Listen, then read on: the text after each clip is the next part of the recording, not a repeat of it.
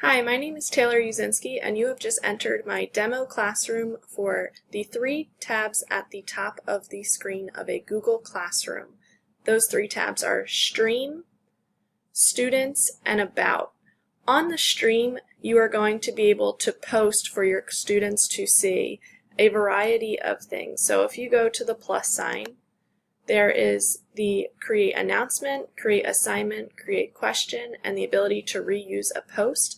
I'm not going to go over those into detail now, but those are all things that you can post to the stream. So on the stream you will have materials you'd like to post, as well as any documents or even Google slide presentations that you'd like your students to work with. If we go over to the left side of the screen, it says Topics. For adding a topic, I'm going to click on that and write reading. So if I were to have a reading classroom and reading was a topic, when creating a post, I could create announcement and I could say, welcome to my classroom. And then if it's a reading class, I could just put reading right there, and then I would post the announcement. So with that, I have my first post just to show you an example.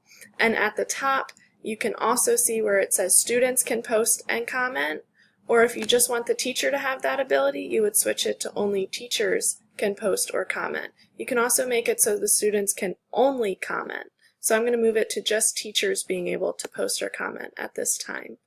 I'm now going to move forward to this middle section, and that's if I were to have an assignment that I posted and I put a due date, and it would just kind of give you a heads up of when it's due. Back at the top, the second tab is the students.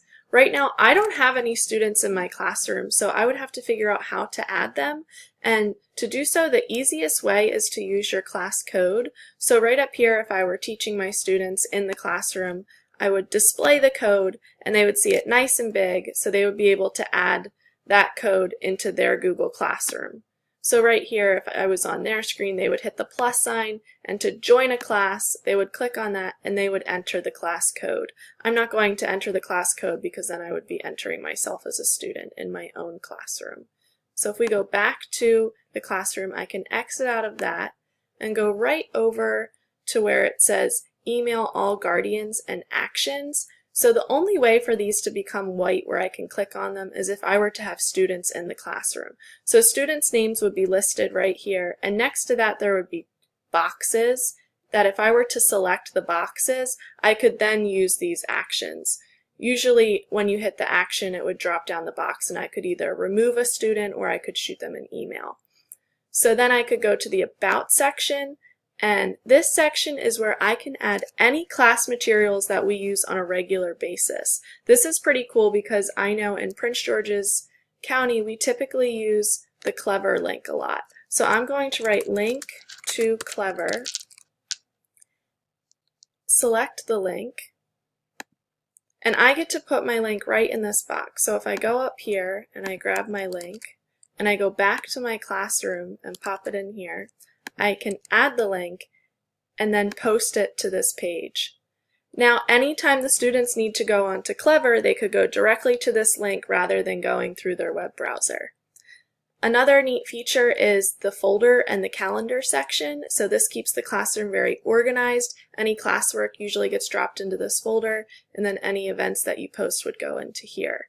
The coolest part of this page is the teacher section. You can invite other teachers to join you, and that is wonderful for collaboration purposes. So as you can see, I have taught you about the stream, the students, and the About section, and I thank you for your time.